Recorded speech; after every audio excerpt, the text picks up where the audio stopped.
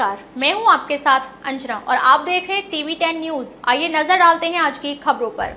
मथुरा जनपद के कोसीकला में गौरक्षक दल टीम फरसावाले बाबा चंद्रशेखर की सड़क दुर्घटना में मृत्यु के बाद छाता में हुए बवाल पर राजनेताओं ने गहरा दुख जताते हुए घटना को दुर्भाग्यपूर्ण दुखद बताया है। इस घटना में राजनीतिक गलियारों में हलचल पैदा कर दी है। इस घटना को लेकर जहां सत्ता पक्ष और विपक्ष के नेताओं ने संवेदनाएं व्यक्त की हैं, तो वहीं अब इस मामले पर बयानबाजी का दौर शुरू हो गया है। क्षेत्र के वरिष्ठ राजनेताओं ने इस घटना को बेहद दुर्भाग्यपूर्ण बताया। नेताओं का कहना है कि बाबा एक सच्चे गौ भक्त थे। पूर्व विधायक ठाकुर तेजपाल सिंह ईद के मौके पर छाता पहुंचे। उन्होंने कहा, जो लोग घटना पर राजनीति कर रहे हैं वह शर्मनाक है।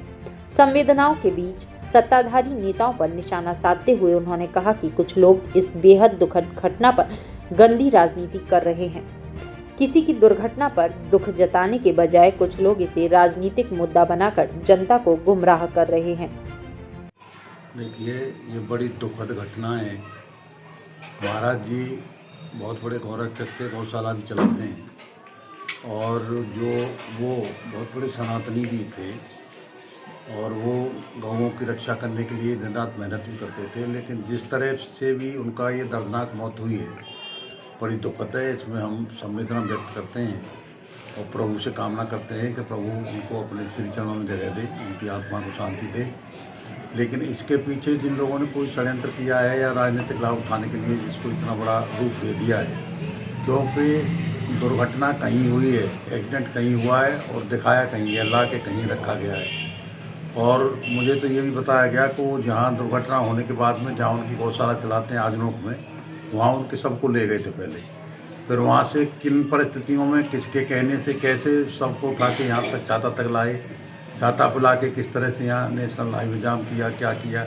तो ये एक ऐसी बात नहीं थी। सभी लोग महाराज जी के प्रति सभी अपनी श्रद्धा रखते हैं, सभी अपना विश्वास रखते हैं। लेकिन ये जो घटना हुई है ये बड़ी दुखदपूर्ण है, क्यों छाता बड़ी शांतिप्रिय तहसील है और यहाँ बड़ी शांति से सब लोग रहते हैं, किसी तरह कोई बात नहीं है। लेकिन कुछ पता नहीं कह सकते हम प्रशासन की तरफ से, पुलिस की तरफ से या पब्लिक की तरफ से क्या कौन सी ऐसी परिस्थिति आ गई जिसकी वजह से यहाँ इतना बड़ा उपद्रव हो गया। और लोगों में मैंने सुना कि लाठीचार्ज भी हुआ, आंसू गैस के गोले भी छोड़े गए और उसमें जो भगदड़ भी मची दुनिया भर की। तो अब उसमें मुझे ये बताया कि एक दो लोगों के कहीं पैर वैर में किसी कहीं कोई गोली वोली लगी है, हो सकता है पुलिस वालों को किसी की लगी हो, मेरी जानकारी में नहीं है। लेकिन अब इसमें इतनी बड़ी घटना जो हो गई, इतना बड़ा रूप दे दिया, तो ये बड़ा दुर्भाग्यपूर्ण है। किसकी गलती मानते हैं, चूक किससे हुई है? देखिए, अब इसमें तो गलती और बेगलती की बात तो मैं कोई जांच करता तो हूँ नहीं, मैं तो सुनी बात ही कह रहा हूँ। लेकिन इसमें इतना हम भरोसा करते हैं कि हमारे यहाँ के जो एसएसपी बहुत ईमानदार और बढ़िया कर्मचारी आदमी हैं, तो वो एसएसपी निश्चित रूप से इसकी गहन जाँच कराएंगे और जो सही होगा उसी निर्णय पर पहुँचेंगे। पुलिस जाँच के बाद ही सही जो रिपोर्ट आएगी उसी से पता लगेगा इसमें कौन दोषी है। पथराव भी 3 बार लौट के हुआ है जी, 3 बार पथराव हुआ है, लौट 3 बार। जानकारी में आप बता रहे हैं 3 बार पथराव हुआ तो बड़ा दुखदपूर्ण है। इसका मतलब कोई पीछे से आवाज दे रहा है। बरसाने के पद्म फौजी चेयरमैन प्रतिनिधि हैं, वो महाराज जी के शरीर को ले जा रहे थे। शरीर को पब्लिक ने नहीं ले जाने दिया, उसके बाद भी पथराव हुआ है। उसके बाद पथराव हुआ है। तो ये अब कौन लोग हैं ऐसे? देखिए, बहुत सी चीज़ें ऐसी होती हैं, ये मॉब है, भीड़ में घुसाते हैं लोग तरह तरह का, फिर अपना जुलूस जिस तरह का चाहते हैं उस तरह से भीड़ को मुंह को घुमाते हैं।